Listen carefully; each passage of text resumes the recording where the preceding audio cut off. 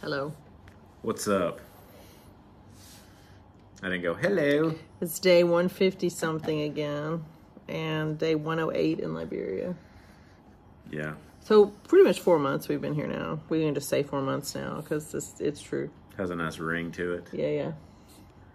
4 months. I'm sitting in that light like you were in, where it's like I'm illuminated. Illumination. You're glowing. Yeah, I'm glowing. Woo. It's got a cold chill. When I did this, illumination. Something just walked over my grave. So what did you say about NASCAR yesterday? First of all, tell people why we're here. So we're adopting two Our infinite wisdom. Sweet little girls from Liberia. And we've been doing that for a long time. Hundreds and hundreds of days. 791 days. But that just sounds like, it doesn't even make sense. Or 790 something. But we've been in Liberia forever, since February 13th. And we've been doing these vlogs since January 1st. About our journey to the center of the earth. Today was Friday, right? Yeah, it was so the weekends are always so hard. I think my kidney stone's finally gone. I'm not 100%, but it rained I was all not in day any today. pain all day today. It rained all day. It did rain all day. The girls wanted to go to the beach. So a couple things. So we're doing our card party. So do you understand the card party? I get it. Can you explain it? Yeah, so you buy basically cards in bulk for all the holidays and such, and miscellaneous that you may need throughout the year. So you Definitely don't have to go to the store. You can say, "Ooh, I already have it here in my packet." Just get it out of the box, right? Yeah, Mother's Day, Valentine's Day, all them days. Birthdays, thank yous. There's blank ones in there. Liberia Day. Liberia commemoration. We're gonna have a Smith Liberia Day when we go back home, where we just yes. We'll So have to do something to recover. Thank you to Emily for doing that for us. It was great. Thank you to Paige. Paige went to our house today, and she FaceTimed me while she was there because she was pulling out. I had her pull out some of my scrubs because I feel like our house might rent, and when I get home, I want to be able to like go to work without having to go buy clothes. So, but she didn't find my backpack with like my badge and my stethoscope and stuff in it, but I think that I can work that out. Oh, I didn't take it. I'm sure they'll give me another one. But, I mean, I can, and I've got an extra stethoscope, but she did get my scrubs out, and she was walking around our house. Our house looks super clean. And then our garage is pretty much full. So after I talked to her, I had to text Jennifer Tilton to get a pickup schedule. And it's only been like 3 weeks, 2-3 weeks. And, cool. Yeah. So, cause it was this month that we just did a pickup, right? Yeah. So it'll get picked up in June, early June, but our garage is pretty much full. Like there's a bunch of boxes. I don't know who all has brought stuff, but I appreciate everyone that's brought stuff. And Allison Sanders had her first pickup in Tennessee out of her driveway, and she had about 30 bags, but they were kind of coming her way anyway, and that was good. So she's on a route, which is great because that means she doesn't have to wait till it's just, busting at the seams. But she's already gotten 10 more bags of donations just today, even though her first pickup was yesterday. And she's already got people promising her more. So thank you guys. Thanks to the friends in Tennessee that are helping. So I really appreciate that. Thanks. Audrey's mom reached out to me and was like, hey, I'm in Tennessee. So she's going to see if she can connect with Allison, see how close she is to Allison. Or just see if there's a route close to her that Jennifer can send a truck there. So now Jennifer gets to do, our NASCAR, what was her NASCAR? There's all the people that have people that have helped us are kind of like sponsors. So like we're not I get it now. Okay. Yeah. Because Anna commented about it today after she watched our video, and I was like, what is she talking about? I miss that little. Sometimes I miss Jeremy's little one-liners because he just sneaks them in. Too busy talking. I'm sorry. I'll try to talk. So we're the Smith family car, and we have all these people that are our sponsors. Yep. So like all the people we listed, like the Fill the Box, Jennifer Fill the Box, Brian Fill the Box. And we got the Noonday people and all the people that help with that. And then we got the all of our friends that are in all of these different groups, They could just have their little spot on our car. Yeah. So we would be NASCAR. Like. Yeah. Are we going to win our race? Are we going to be the first? We're going to be the first family out of Liberia in 6 months. I guess the winning would be getting our kids home. So. Yeah. So we're pretty sure our homeowner association is unresponsive to our realtor and also not helpful. You know, I found the board members' phone numbers too. I guess I could start giving her those numbers, like the president. And I'm so torn about that because I'm like, well, maybe we'll get. Of course, this is every week. Maybe we'll get good news this week, and maybe we'll get to. Maybe we just don't tell them. Tell who? Oh, that we're renting. I mean, they're gonna know. They want a deposit that's like a month's rent, which is like $4,000. When they say, well, if you read it, it's for the fine print. That's for like the usage of the like the community pool and all that stuff. I'm like, well, what, if you don't give them access to that, do they need the deposit? It doesn't make sense. Well, but you give them access to the grounds, so. Well, they can't get in. Well, yeah, I left them a card. I guess we can move that. I don't know. It's confusing. Well, it's not helpful. I'm sure there's a way around it. But then I'm like, maybe we can just go home. Maybe we'll get good news this week and we'll just get to go home. Our kids, our American kids are... the board. Yeah. I mean, I think if we don't have any good news the next 2 weeks and we don't have solid renters lined up for July 1st, I think we have to throw ourselves on the mercy of the board and do some begging. But, I mean... Yeah. If we don't, I mean, but we can pretty much make it here with what we have now and what we kind of have coming like from different entities. That's just kind of our normal throughput. We can stay here till August 1st, but after August 1st, we have to come home. So that gives us 2 full months to finish this adoption. Yeah. Or we're just out of time. And once we get to August 13th, Jeremy and the girls actually have to leave the country anyway. They can either like drive across Sierra Leone and come back. They have to get a passport stamp. They can't stay in Liberia without a passport stamp for 6 months, more than 6 months. They can come back for up to a year. Like you have a year. We got the year one. That's the year one. But you can't. So you can only get the year one actually. Yeah. So you get it for 1 year and you pay for it and everything, but you have to mail off your passport to the American. I don't know if you can get extensions. I don't know how that works, but you had to go to their local passport office. Here? Mm-hmm. Yeah. So we could probably get another visa, but the girls and Jeremy will have to leave. I've already left and come back, so I could stay till... you can stay forever. I can stay till November. What's crazy is that we pay for a year, but I still don't know why it's only good for 180 days and you got to leave and come back. That's kind of silly, but... Well, it gives you a year to travel there. So from the time we got our visa, that was February 1st. So it's from then. So like some of the families, their visas are expiring. That's expensive too. Mm-hmm. Like for our whole family, it's almost like $1,000. I don't know if Anna has her visa or not, but some of the families their visas are expiring. That went on and got them that are waiting. So another big problem that we have, so we talked to Jimbo, who's the head of Small World, and they basically need $7,000. So they need about $3,500 in lawyer fees, which we've already helped with 300 of that. Jeremy and I just helped with that directly here, just to get it to move. We just gave him his retainer to keep him moving. And some of you guys, some of our friends have sent us some extra cash to help with that, so thank you.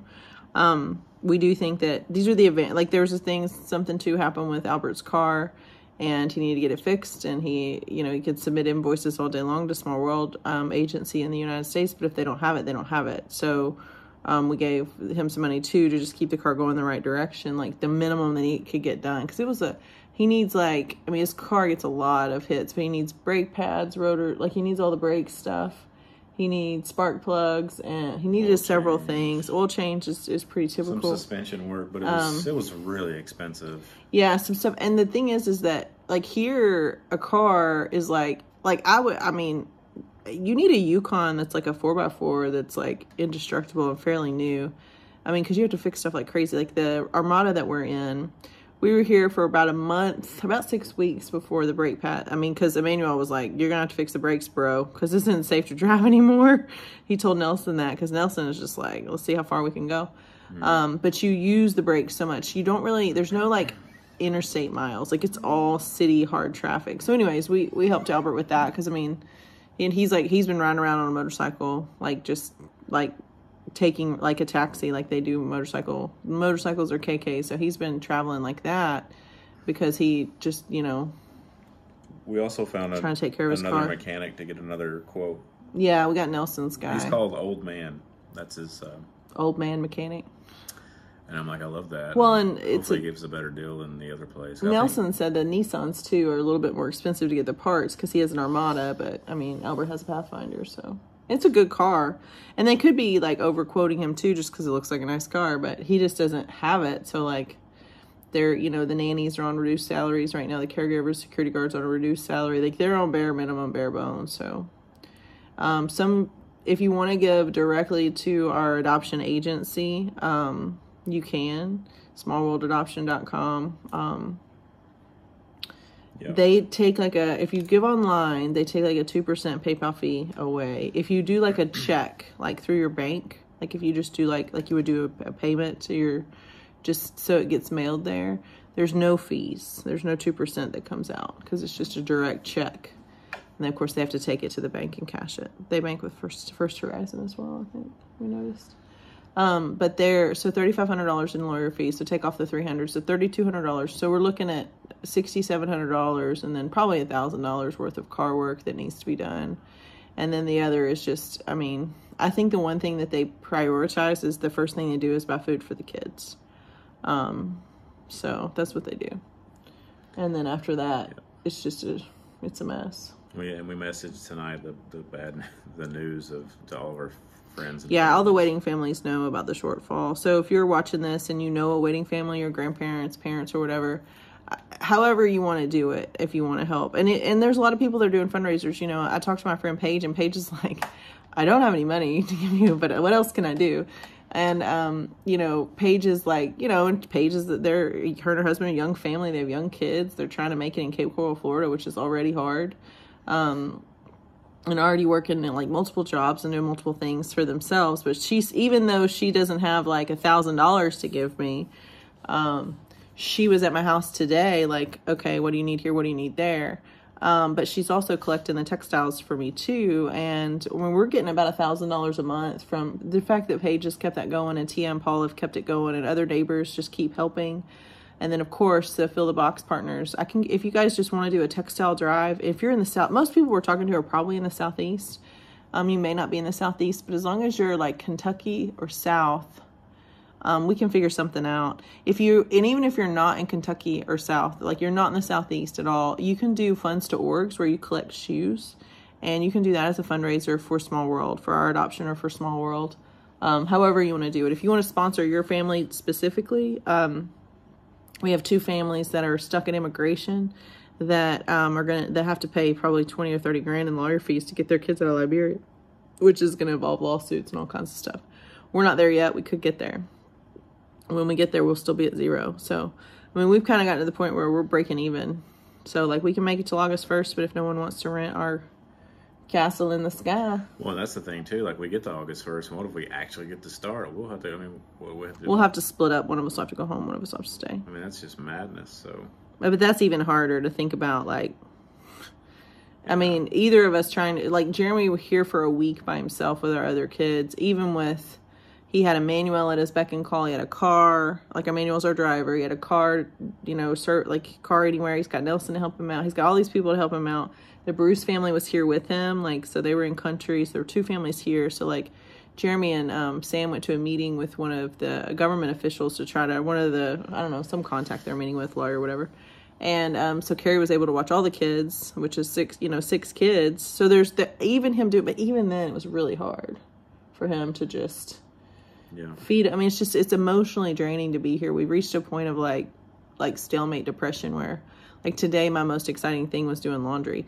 Now, granted, like, you guys have heard me talk about laundry. Like, I've had to hand wash it. I'm hanging it all kinds of places. Now we really don't have a hotel room where people can come over and visit because it's, like, basically our bedroom. I mean, I guess they could. But the other place we had, like, the kitchen was the first floor and the bedrooms were upstairs.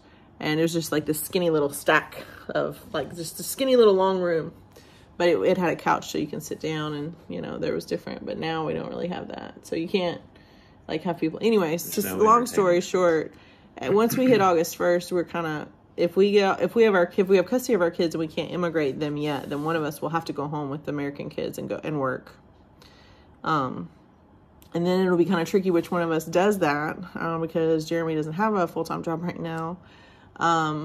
but he probably could get one. But I mean, then it's like, where is he going to live if our house is rented? So if our house is rented, we'll stay. So these are the conversations we have in our head.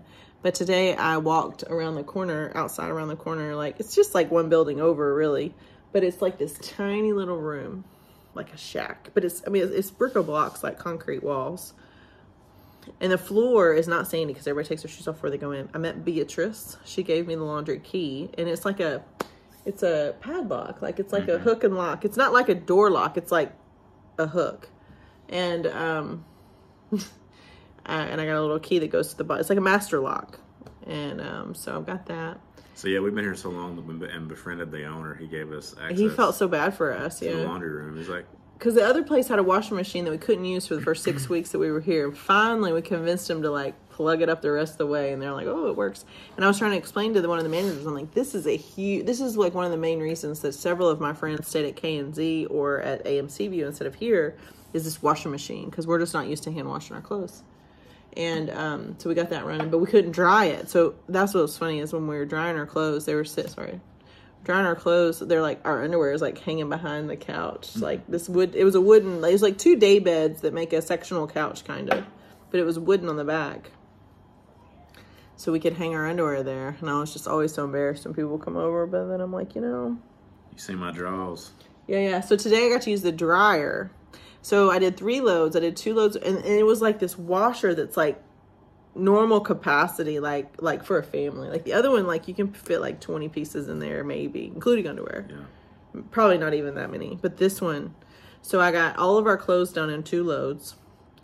And then I did a load of towels. And that has been the big thing. Like, they'll bring us towels if we want them to, but I hate to bother them because we've been here for so long. I just hate to ask for things. But the towels smell so good because I use fabric softener and detergent. Instead of, like, trying to hand wash them and hang them up, or wash them and then hang them out, and then they're stiff for, like, a couple of days, and you try to use them. They're just, like, these stiff towels, and you're like, I think the water's coming off. They're just uncomfortable. Now they're soft. And they smell so good. And I was so excited to do freaking laundry day. It took all day. So Jeremy started asking for the key like at like 11 this morning. 11:30. Well, no. Probably noon. He started asking for the key. He's supposed to order breakfast by 10. And he had totally didn't order it until like 11. It's like 10 after 11. And he was still like snoozing. I was like, I'm gonna call him and anyway. The girls were kind of up doing their thing. We let them play with their tablets in the morning, And they're like, we're hungry. And I'm like, what time is it? 11. So he called anyway. They still brought our food. And they actually got the order right. But now he's just telling them, like, same thing as yesterday. So we're seeing how that goes. There's a language barrier. But they added extra things in. They added, like, a potato thing or something. Some kind of potato with beans on it. It was good, actually. I liked it. You don't need to do it late again because she's going to get on to us. And I don't want to make her mad. She would be fine. We have not paid for June yet here. And you have to pay a month in advance. We haven't paid for June yet. I'm just going to hide. We have a credit. Well, we have a credit for 3.5 days. So we've got basically 4 days paid. Yeah. So June 5th, we'll hear from her. Which is fine. She's super nice. I apologize to all the waiting families about sending the news about fundraising. I came up with a new term today. Fundraisers fatigue. Anyway, that's adopted. I never have fundraising fatigue. I do. Anybody that's adopted or been in this process, you've been fundraising probably unless you're just independently wealthy. Yeah. Well, and one thing I want to say, too, is if you've already adopted from Liberia and you just want to, like, because this program, like, they keep saying they can hang on for another year, but they can't. Like, they just can't. Because their operating expenses, the lawyer fees, they're just, there's no emergency money left. There's just nothing. And so we are very confident that this is going to pan back out and everything's going to be fine. But if it drains this program to the point that it can't function, then they won't function. They just won't. So, and yep. I think the younger kids that are unmatched can go to other orphanages that are still in business, that aren't suffering. Because the other 2 orphanages, one of them is suffering about as much as we are, but they're also a part of a larger company that does adoptions in a lot of other countries, so they may have some reserve. But Small World does not have as many countries going. So yeah, the good news is Alfonso, or the lawyer, yep, got the letter to the MOG requesting that they remove the suspension because of its legality, and then the meeting next week with all the adoption people. Yeah, Jeremy heard from Albert that the meeting was maybe on June 9th, and I'm like, if they're talking about, because June 9th is a Sunday, and I'm like, if they're talking about July 9th, I'm going to have a stroke. I'm going to have a stroke at them.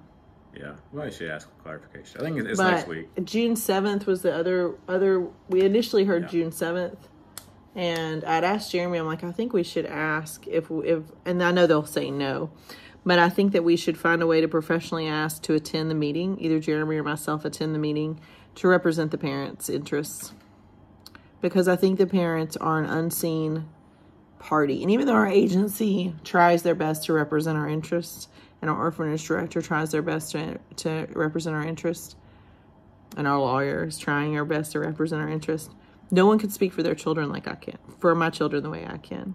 And in Liberia right now, of all the people that are in Liberia right now, if you're a waiting family and you're at home waiting for travel dates, no one can speak for your children the way we can, because we know them.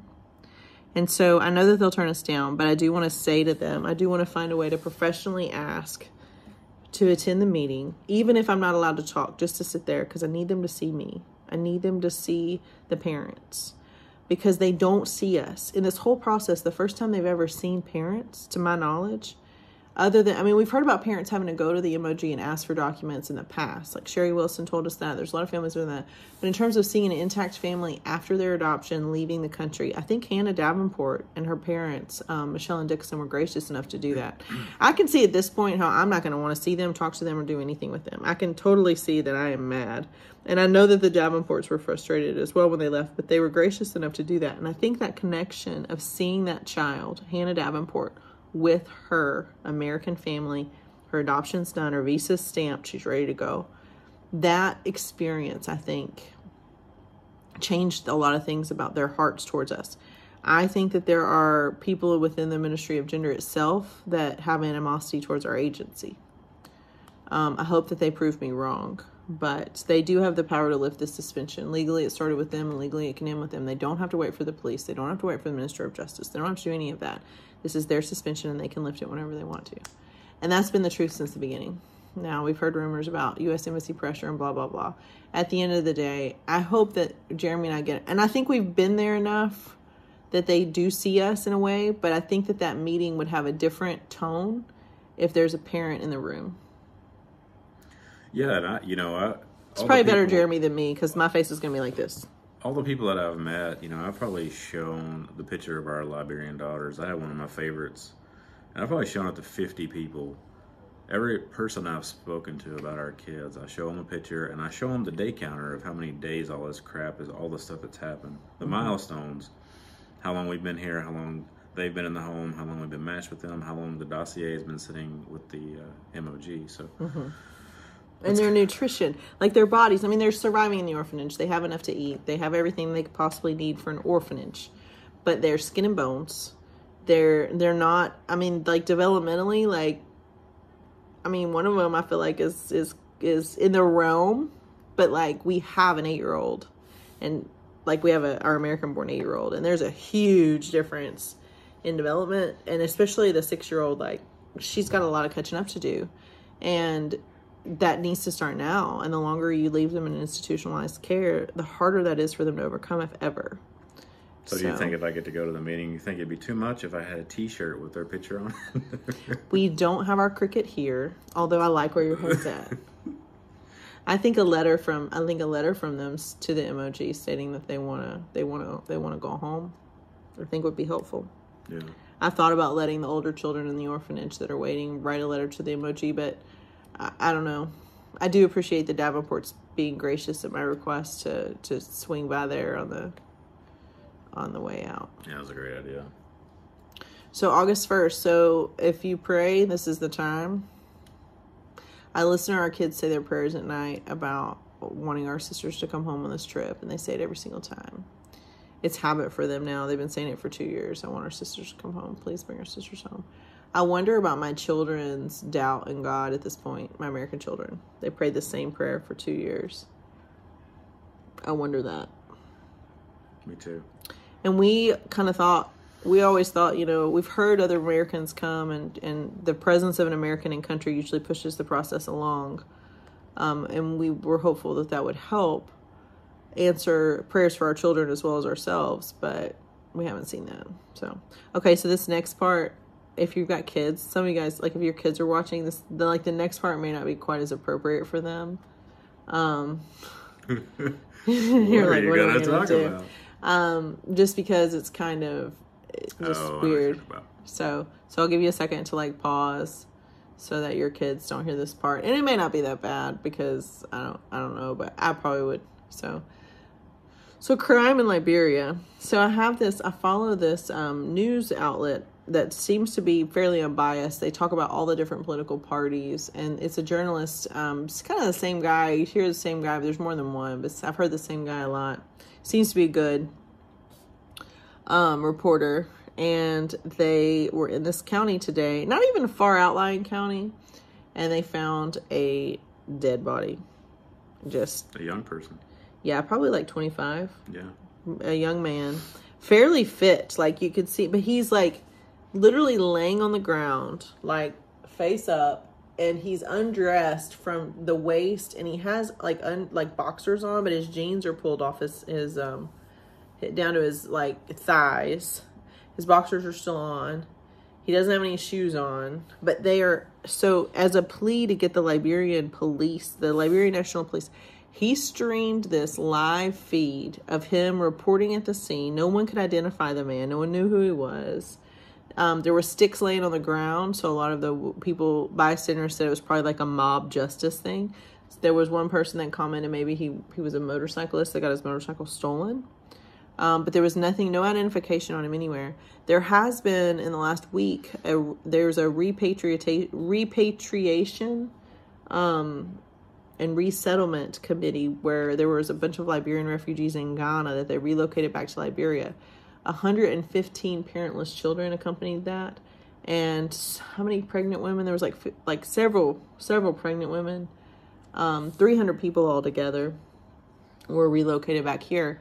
There was no mention of resources for these people or a plan for these people at all in the news article. There's just this committee that relocates people, so basically get on a bus and come back. There were refugees from who knows. And I don't know if like the Ghana government reported it, and I'm not sure all the processes. I just know that they kept commenting that this town is one of the towns that they kind of dropped these people off at. It's a border town. Or I don't know if it's actually a border town, but it's just a town that's been receiving these refugees. And that's what they were saying. Maybe this is just a guy, because no one recognized him. Usually these villages, everybody recognizes everybody. But what struck me the most is that they were on a live feed, on Facebook Live. Like, there's this isn't like a private group. This is just a public news outlet. With this, and they kept showing this dead body over and over and over and over. And like, I don't know that image will be out of my brain. I was so I kept listening though. I was so curious to what would happen. I thought, well, surely it's been like 2 hours. We're getting up on the third hour. I think he did it definitely for 2 hours, maybe 3 hours of when are the police going to show up? Because the news got there, and the news is based out of Monrovia. Mm-hmm. So like, when are the police going to show up? And the reason the news guy kept saying, the reason that we are here, the reason I keep doing this, and he's like, we pray for this man's family. His life was cut short. But he's like, this is a plea for Liberia, and we hope to see them soon. I think he was hoping they would show up while he was reporting. And I'm like, how come like Meta isn't shutting this down? Like, this is not something we would do. I mean, in the States, if you drive by a car wreck and there's any emergency vehicles on scene or law enforcement or first responders, you cannot see the body. You cannot see the blood. They do everything they can to protect the privacy of those individuals. But this man was just laid out for God and everybody. And this reporter, and people were just standing around, and people kept gathering, coming and going. Everyone seemed concerned, and it was peaceful, of course, at that time, but the police never showed for 3 hours. I'm like, what? Like, there's nowhere. I mean, it's not, if the police can get there, or at least call. I mean, like, they could be like, oh, they said on the live feed that we've tried to contact the police. They're not here yet. We're hoping the police will come. This public outcry is so that the police will come. And that's, like, in the comments, there was, like, hundreds of comments. There's 200 comments at least of people saying, this is so typical Liberia. This is so typical Liberia National Police. Like, we need to, and they were coming after the president in their comments. They're coming after, but not one comment that I saw, and I skimmed through a bunch of them, because this was going on. I listened for probably an hour. I stopped looking, and then I was, like, reading through the comments, just curious, the public, response. And no one attacked this young journalist for videoing this and putting on a live feed. No one. And that got me. I'm like, this isn't abnormal for them. Mm. This is, like, okay with them, that we are taking this man's it was a kid. His important parts were covered, but just barely. He was very exposed, like, shirtless, just this naked, not totally naked, but very helpless death. And I just was, the culture of this country is the outcry for justice and the outcry for the police to do something. And here we are sitting and waiting for the police to do something as well. So it's a problem. It reminds me of the story that it was heartbreaking, though. When I was writing to the MOG with Ahmed, I saw a group of men pulling another guy in the middle of this mob, basically, and his face was kind of smashed up a little bit. And I'm like, what's going on? What's going on with that guy? And they're like, they caught him stealing, probably, and they beat him up. And just mob justice. And sometimes they'll just kill them too, he said. So maybe that's where they were taking that guy. Obviously, hopefully not. But and that was in the street, though, just public in the street. That was just right down the sidewalk on the Congo Town Road. Yeah, that's a pretty public area too. Yeah, very public.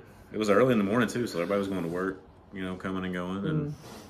Well, and that's what I was telling Jeremy, too. Like, when you see these people, like, it's uncommon to not know everyone because, like, even here, like, we're kind of closed off and we kind of keep to ourselves. But we pretty much know all the employees that work here. But, like if I were to see one of the employees here laying, I would recognize them immediately. And I've been living here for 3 or 4 months. But, usually in these villages, these people aren't as closed off as even we are here. They have small houses. They see everyone. Everyone walks to work or rides motorcycle. They don't get in their SUV. They don't have a garage to park their car.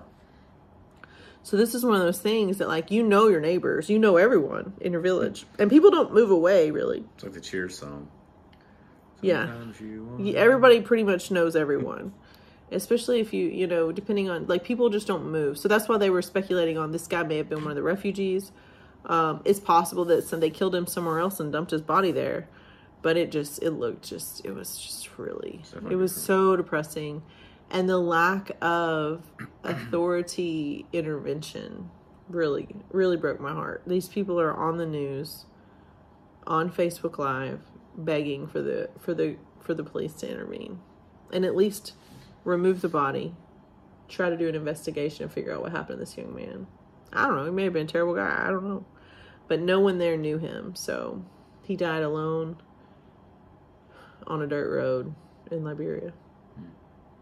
Sad. Such a waste. So anyways.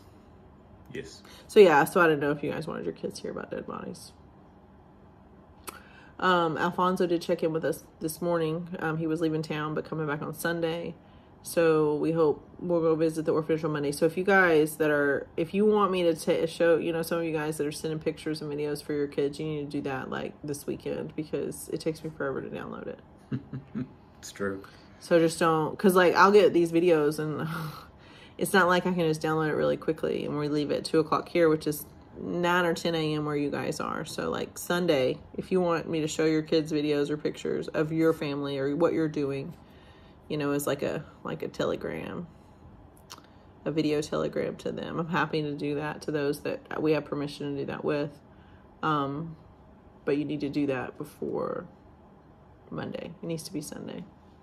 That's the cutoff. Because it breaks my heart to be walking out the door and like trying to download it really quick and it won't work. And then I'm sitting here and then Jeremy's staring at me like, what are you doing? And I'm like, well, I'm trying to download. So try to get it to me sooner. I know it's a lot and it's emotional for a lot of you guys, and I get that. The kids, they really don't care about the emotion. If you cry, that's fine. If you laugh, that's fine.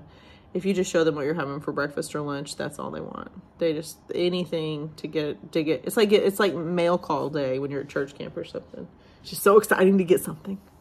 So.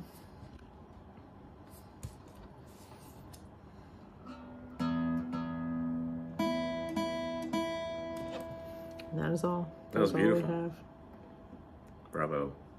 I'm really more depressed than I say I am. If you want to buy some Noonday stuff, the link's on there. If you want to Congratulations to Melanie for winning the May Grandpa's giveaway. I have several games for June. I have a game planned for June that's going to be really fun. So if you're not in my Facebook group for Noonday, let me know.